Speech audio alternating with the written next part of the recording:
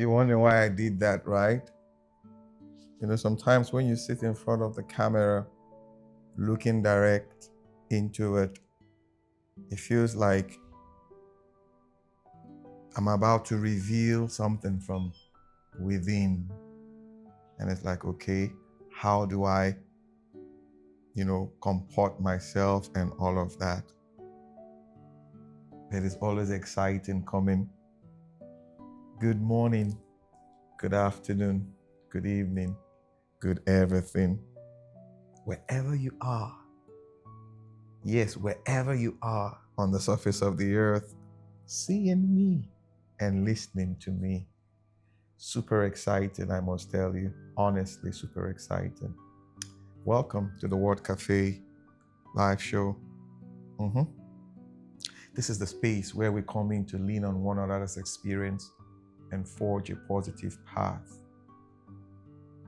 a path of positivity, to provoke you in the right direction. It's been amazing this season. Beautiful, beautiful, beautiful, amazing, as in so much has been happening at the same time on the earth. And I sit back to observe it, and it gives me so much joy. All right then. What are we going to be doing today? What do I want to talk about? What exactly do I want to talk about? What brings me here today again? Nigeria. Yes, Nigeria. I'm a Nigerian and I'm proud. I'm never ashamed saying it because it feels good. If you're not a Nigerian, don't be ashamed of where you are, globally speaking, where you found yourself, but rather have that faith in yourself. So, something happened to me once, when I traveled out of this country for a business assignment, and somewhere in Angola, yeah. And in course of my dealings, somebody walked up to me, a colleague actually, and was trying to make small talk and said, you look American. I said, sorry, I am not. I'm not an American in any way. I'm a Nigerian. And so why didn't you claim that? No, Nigeria is beautiful. For all I care, the earth will be boring without Nigeria. Why? We are unique. Very unique. Not minding the challenges we face. The subject of what I want to talk about or share with you is Nigeria, but there's a subset to it. And before I do that, I'm going to read this, and I'm going to draw an allegory from it that I want you to follow. Yep. I read from Isaiah chapter 9, verse 6. It reads, "For unto us a child is born, to us a son is given, and the government will be on his shoulders." I will stop there. This prophecy was talking about Christ, Jesus, but I want to draw an allegory from it. It said, "The government shall be upon his shoulders," which presupposes governance is an, should I say, effect of an individual or a person or a group of people who have decided to take political actions. Somebody said, what do you mean by that? Whenever we gather as a people, there's always decision making to be made. There's always for us to share resources, for us to dream, for us to aspire. So we look up to, as it were, an individual or a person for leadership. So the government So governance is very spiritual. Very. And a good number of us as believers tend to forget this. We always look at it in the frame of social construct. Is more than that. And for the government to be upon his shoulders, it means anything that is anti-governance will go after the shoulders, will fight it, would want to corrupt governance and bring a version of governance that is not, or bring something that is not governance that seemingly appears to be.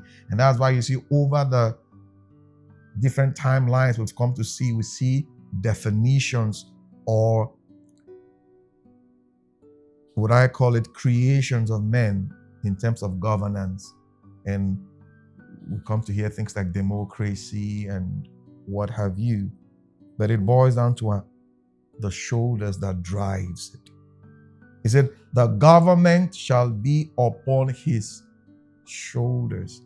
So if the government is upon his shoulders, it means everything that is a product of governance will be on his shoulders, or will be a result of governance. Give me a minute, please. Will be a result of governance. Follow my thoughts. My country, my beloved country, Nigeria, is so unique. It's a country that I have come to love, not minding our challenges, differences, and all of that. Not minding. Yep, I've come to enjoy it. I've come to appreciate it. We have this challenge, no doubt about it. We're all looking for who will drive us out of the woods, who will take us out of the woods. So recently in our history, there's this name. Yeah, I was having this conversation with a friend, and we were talking about him. You know, there comes a time in the life of any community or society, we look for a hero. Yeah. Like a good writer writing a story will always have a hero, a protagonist, antagonist. But there must be a hero. That one who embodies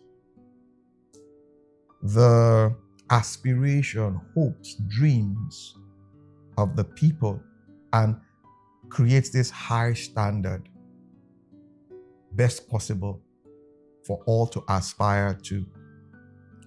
When I looked at the story of South Africa, and I read the book A Long Walk to Freedom years ago written by the great Nelson Mandela, and the time he spent in prison for 27 years.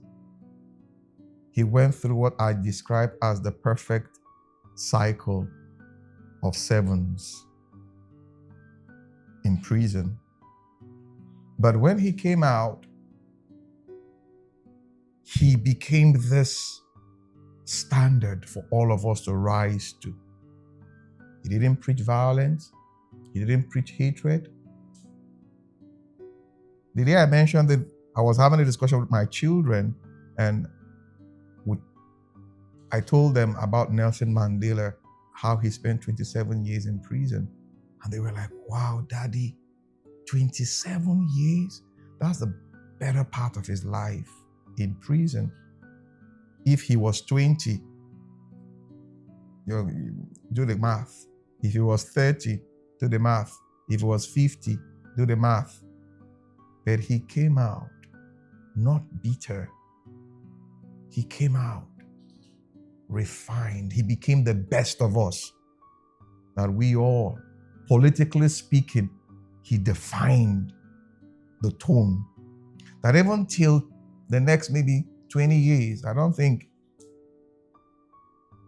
anyone in South Africa or even Africa would rise up to that standard. It would take a long walk, just like he said, a long one. So in our country as a people, Nigeria is very big. I've traveled not through the length and breadth of Nigeria, but to certain key spots in the country. We're big. Our numbers, our diversity, ethnic groups, our differences, which we have come to reject and rather embrace our divisions. If you see clusters of people talking and all that, if you listen carefully, even on social media, we push our differences aside and embrace our division. You now see for and against, throwing stones and all of that. Yet, we have not come to see that, listen guys, there's something about us that when we embrace our differences and rally around the truth that makes governance what it should be, we're going nowhere. And the truth is, a lot of people, a lot of destinies, a lot of lives are hinged on it. Yes, I guess you're waiting for me to call the name of the person I'm talking about or I'm referring to. His name is Peter Obi. I know. I have sat down in my own quietness. I've looked at him. Yes, I have. I've looked at him carefully. I've looked at him again. He's not perfect, not at all. But there's something about him that strikes a chord for me. He has set the bar. He has set the standard. He has created a nuance. He has created a frame that those who fear the truth don't want to aspire to it. No, don't want to aspire to it. So the day I was discussing with my friend, we're trying to analyze, look at him very well. The way he dresses, the way he speaks, the way he presents himself, the way he goes about. I saw a video once about him settling a quarrel on a highway between a trailer driver and another that would have resulted into anarchy, chaos, but he came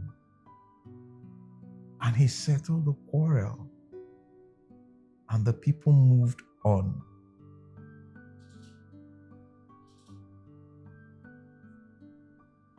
Simplicity when you see him.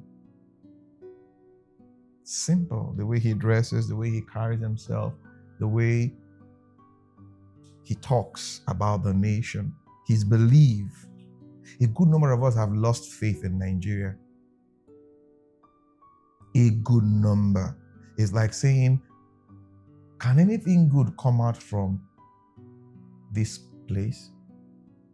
But you see him always talk about the positivity, the sacrifices to be made to build a nation, not minding our ethno divisions or diversity, as we may want to call it. It is for us to see it. Yeah, see it. A nation can have various diversity.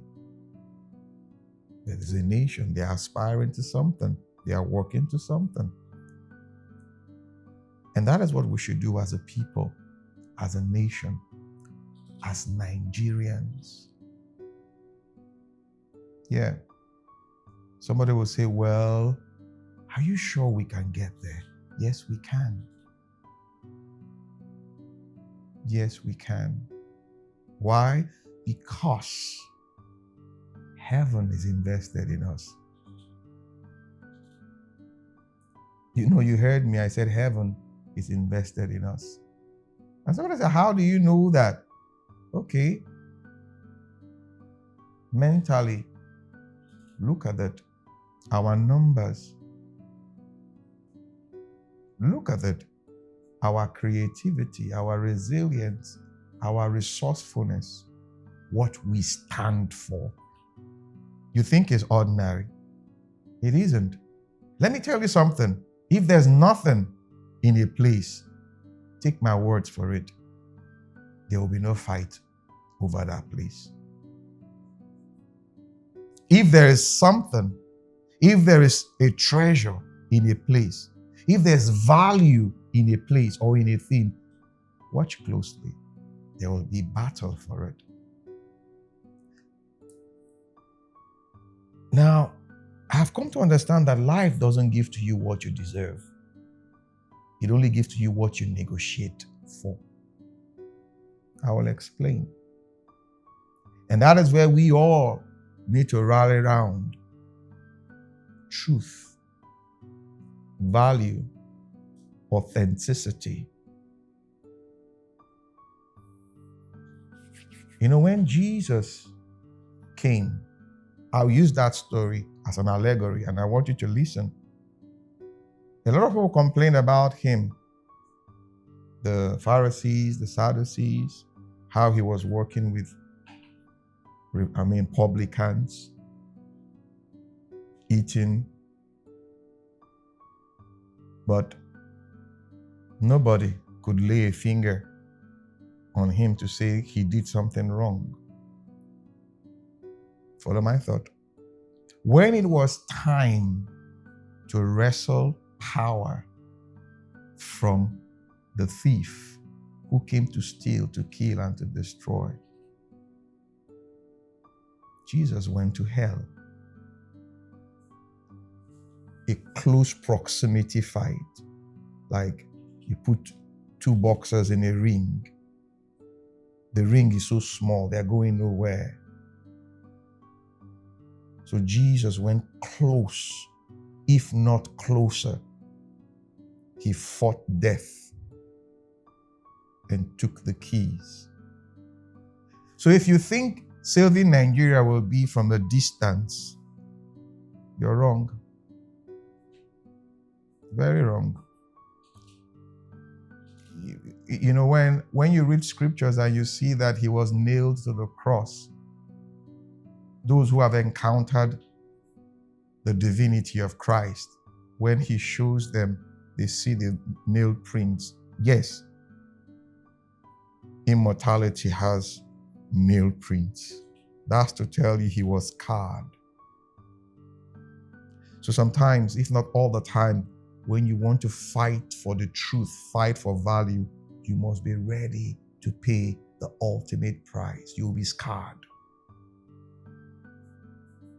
A lot of us are leaving the country. I don't have anything against you. A lot of us are running to societies, egalitarian societies, civilizations as it were that have been built. I don't have anything against you. But do you know what? Even those societies at the time, they reject you. They say you're not part of them.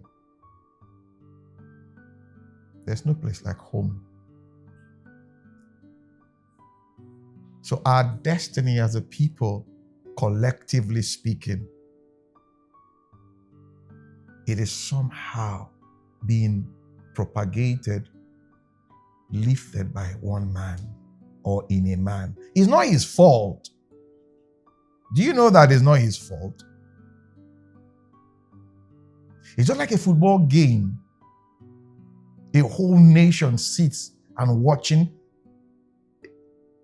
11 men representing them, and the pressure is weighing down on them, and the whole nation is like, You guys should win this game. And each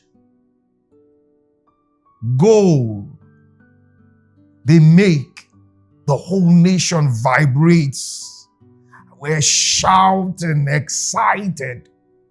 But can you imagine the pressure that was laid on those 11 or 22 elsewhere men? For a moment, think about it. That is what we are facing as a nation, as a people. Like I said, I didn't come here because Peter Obi knows me as a person. No, I didn't. But I have sat down in the quietness of my meditation, looking at the future, and I see a future. Yeah, I do. Go and ask the younger generation. Go and ask those who are looking for Nigeria. Nigeria is not lost, but they are looking for Nigeria. On their lips, you're going to hear Peter Obi. Even the unborn Nigerians on their lips. You will hear it. So guys, you're in diaspora as a Nigerian. Anywhere you are, there is home and there is hope. Yeah. Somebody say hope is not a strategy. Well, it depends on how you look at it. But it's going to be a close proximity fight. Yeah. It means you have to take the bold step. You need to stand up. Do the right thing. Somebody will say, has the right ever saved anybody? Well, we have a lot of story to tell. Check history books. I know. Your mind, our minds cannot comprehend it. Our minds cannot encompass it. It is like we've gone so far. Things have deteriorated to the point that we can't even think anymore. Relax. Relax. There is hope. Yeah, there is hope. One man is showing us that. Is he the answer? No. But look at what he is doing is the answer. The answer is found or will be found in what he's saying, the actions he's taking, the life he's living, the steps he's taking. I dare you as a man, I dare you as a Nigerian, behave like Peter Obi and see if Nigeria will not change. No, I dare you. I dare you, behave like him. Take the steps he's taking. Speak like he's speaking. Share like he's sharing. Cry like he's crying. Feel like he's feeling. And see if you will not see what he's seeing.